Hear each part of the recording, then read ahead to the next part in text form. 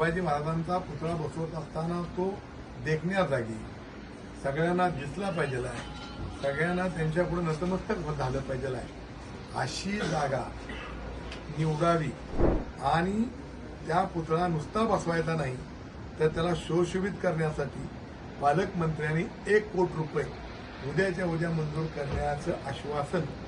या सगळ्या मराठा समाजाच्या मंडळाला दिलं आहे.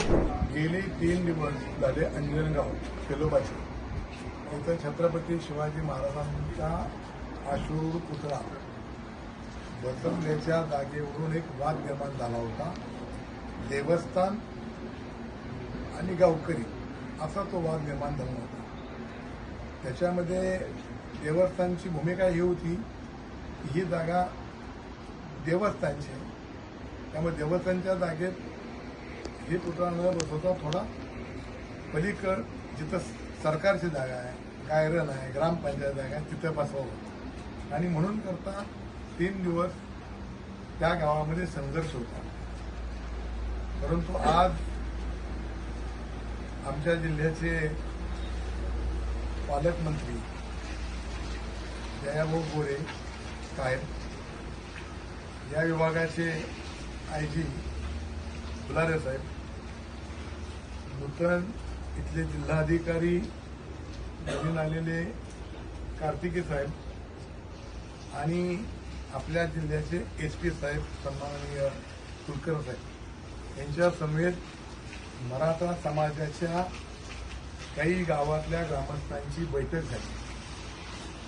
सकाळपासून जो वाद होता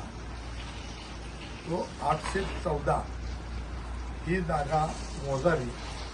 आणि त्या जागेच्या ती जागा देवस्थानची आहे, ती जागा सोडून इतरत्र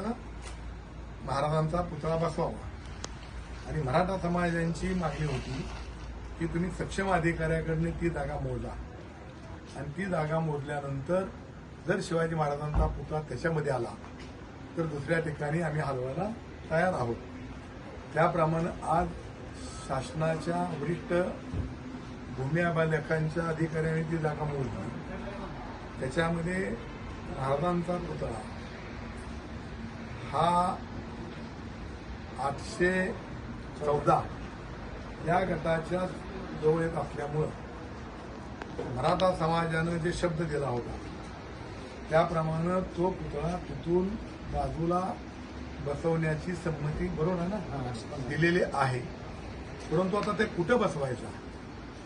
या संदर्भामध्ये शेवटी शिवाजी महाराजांचा पुतळा बसवत असताना तो देखण्या जागी सगळ्यांना दिसला पाहिजे आहे, सगळ्यांना त्यांच्यापुढे नतमस्तक झालं पाहिजे आहे, अशी जागा निवडावी अशी आमच्या ह्या सगळ्या ग्रामस्थांची मागणी होती. त्याप्रमाणे पालकमंत्र्यांनी अशा सूचना दिल्या की उद्या जिल्हाधिकारी साहेब, जिल्ह्याचे SP साहेब आणि मी स्वतः यांच्याबरोबर जाणार आम्ही तिथं आणि गावकऱ्यांच्या संमतीनं मग ती शासनाची जागा असो, वेगवेगळ्या विभागाची जागा असो, जी जागा गावकऱ्यांना आणि SPंना आणि कलेक्टर साहेबांना मान्य होईल बरोबर ना, त्या ठिकाणी हा पुतळा बसवायचा आहे आणि त्या पुतळा नुसता बसवायचा नाही तर त्याला शोषवित करण्यासाठी पालकमंत्र्यांनी 1 कोटी रुपये उद्याच्या उद्या मंजूर करण्याचं आश्वासन या सगळ्या मराठा समाजाच्या मंडळाला दिलं आहे. त्याबद्दल मी त्यांचं स्वागत करतो आणि मराठा समाजाच्या माझ्या सगळ्या कार्यकर्त्यांचं मी इथं अभिनंदन करतो की तिने ह्यातून मार्ग काढला, त्याबद्दल धन्यवाद.